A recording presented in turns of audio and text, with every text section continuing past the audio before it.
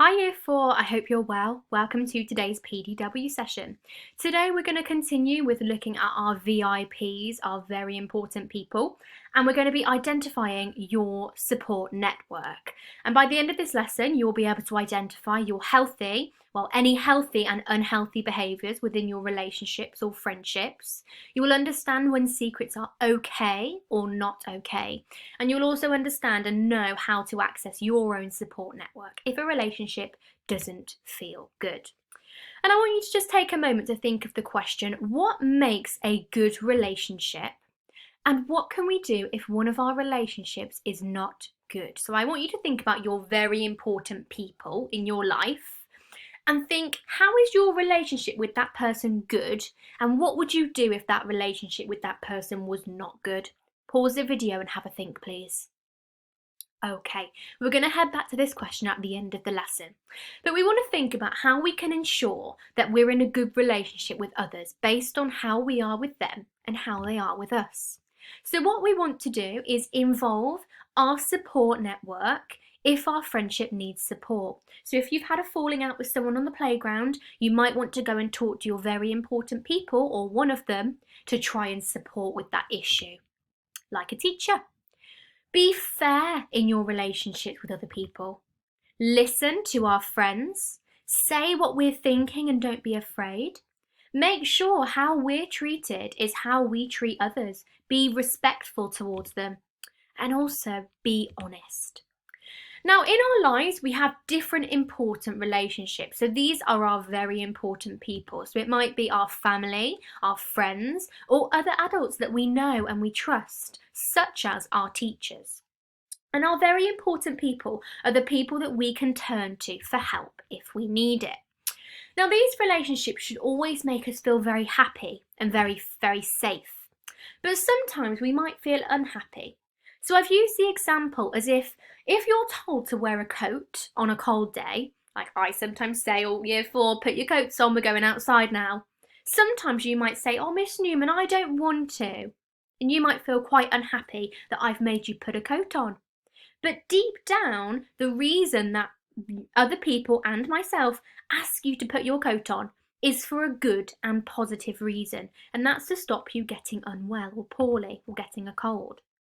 However, if one of your relationships with your very important people make you feel unsafe or unhappy, it's really important that you talk to another very important person about it, because you all have the right to be healthy, happy, and live a safe life. And if your relationship with a very important person is affecting you, you might need some help or some advice from another person.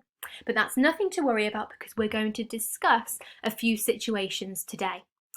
So some examples of why you might feel unhappy might be due to someone and how they're speaking to you, how they make you feel, or how someone makes physical contact with you. Okay, and we're going to look at one of those examples now. But before we do that, I want you to look at these examples here and spend a few moments thinking about times when it's okay for your very important people to physically touch you.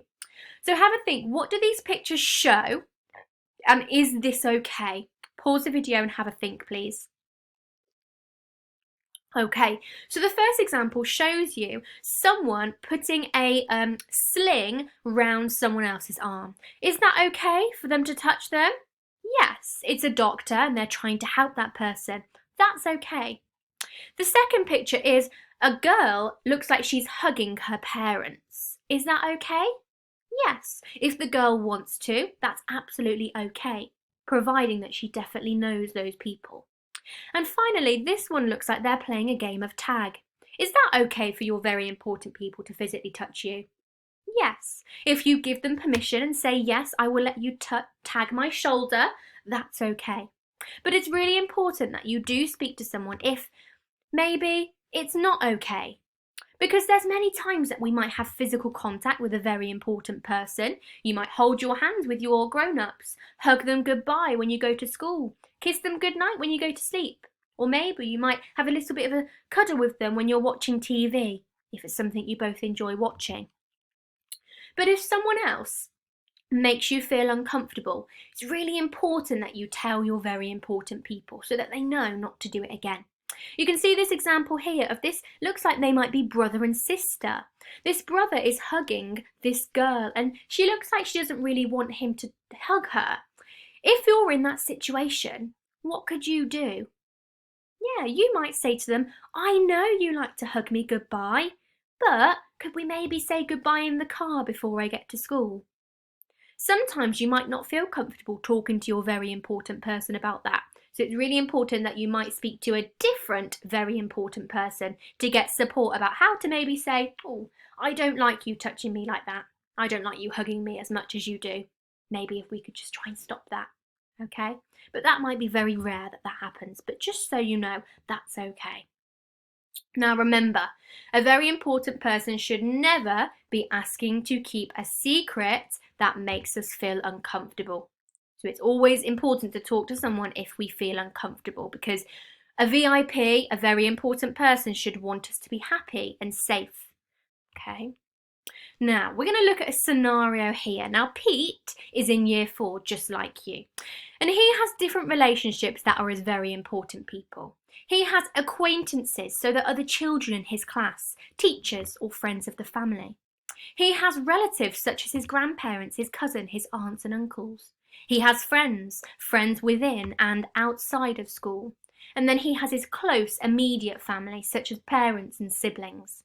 Now I'm going to tell you a story about Pete. Now this isn't a real story, but you're going to do some reflections about it after. So I want you to listen carefully, think about the two people in the story and how they might be feeling. Pete went over to his friends on the school playground and asked what they were playing.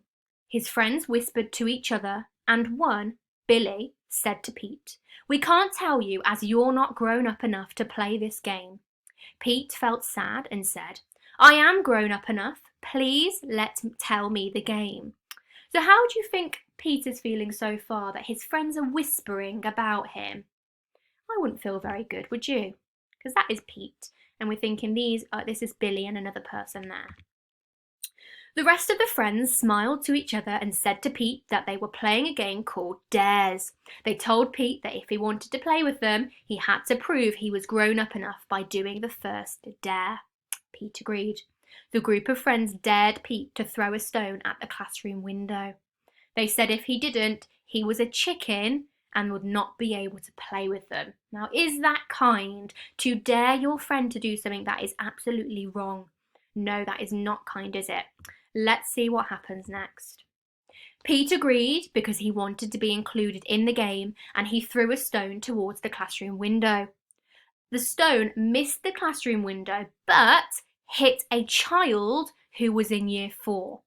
A teacher came running over and took Pete in to see the head teacher. Your first job today is to reflect on the different characters within the story and think about why they did what they did. Think about each Pete and Billy and what their individual outcome would be.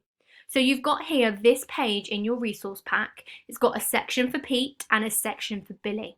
You've got to talk about what Pete did and talk about what Billy did. Talk about how Pete felt and how Billy felt. Can you pause the video and work on that now, please, in your resource pack? Off you go.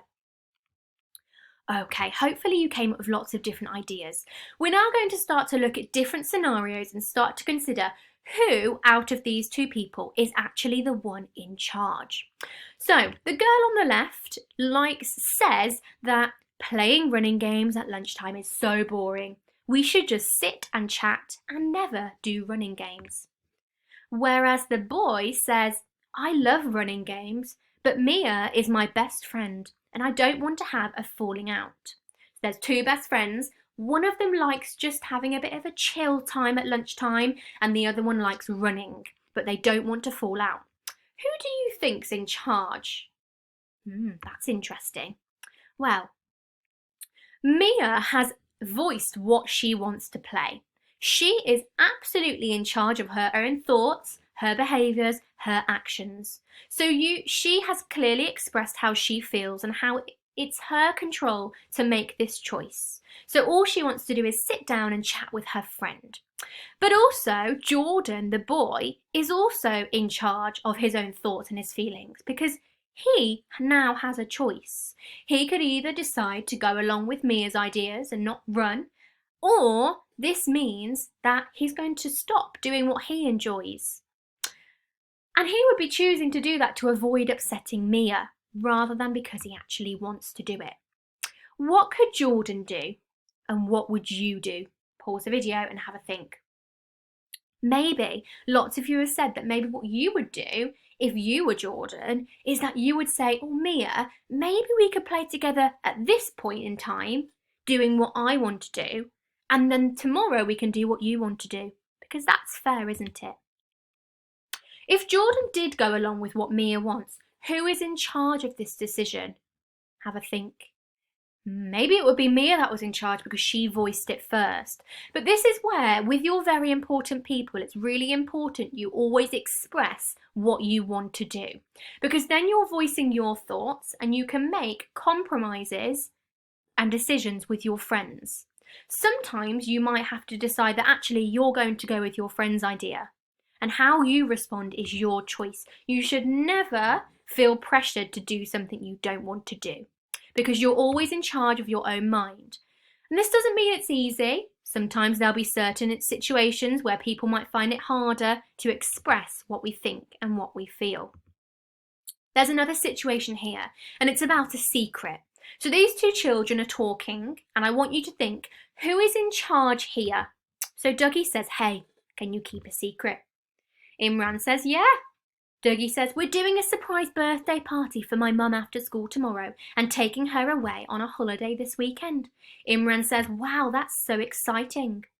Dougie says, you can tell your mum, but don't let her tell my mum. Then Imran says, okay, I promise. So in this situation, Dougie has asked Imran to keep a secret. Is this okay? When would it not be okay to keep a secret? Pause the video and have a think. Well, the thing is, it will probably be okay for Imran to share the secret with his mum, but not Dougie's mum. Because this point in time, keeping a secret can be okay. Because if keeping a secret makes you feel uncomfortable, then you should talk about it with someone else. But in this situation, Dougie's secret was not causing Imran any worry, so it was okay. If Imran shared the secret with Dougie's mum, this would have spoiled her surprise. However, if Imran wanted to share it with someone else, Dougie had said that she could share it with her mum, and that's another trusted adult. So in that circumstance, they're both in charge of their emotions, and it's okay to keep a secret because Dougie has suggested who it would be okay for. Okay. If a friend tells you they don't eat any breakfast in the morning before school, should you keep this a secret? And if your dad tells you the present he's going to buy for your mum for her next birthday, should you keep this a secret? Pause the video, have a think. Okay, if your friend tells you that they don't have any breakfast, then you should not keep this a secret, because this is something that needs to be brought up with the teacher or someone else that you trust, because that could make the person feel very hungry and they might need some food. However, you probably would keep the secret on the right about the birthday present a secret because you don't want to spoil it for your mum.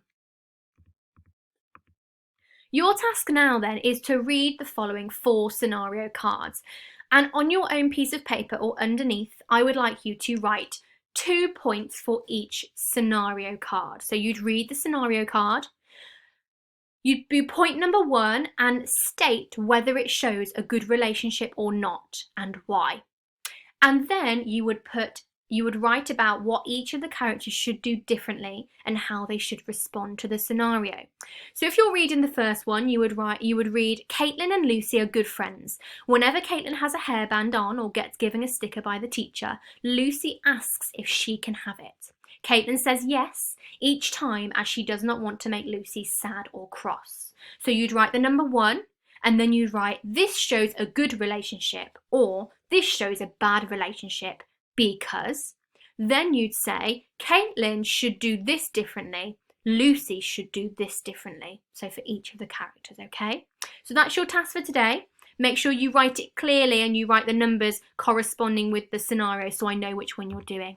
Have a lovely rest of your day, Year 4. Bye.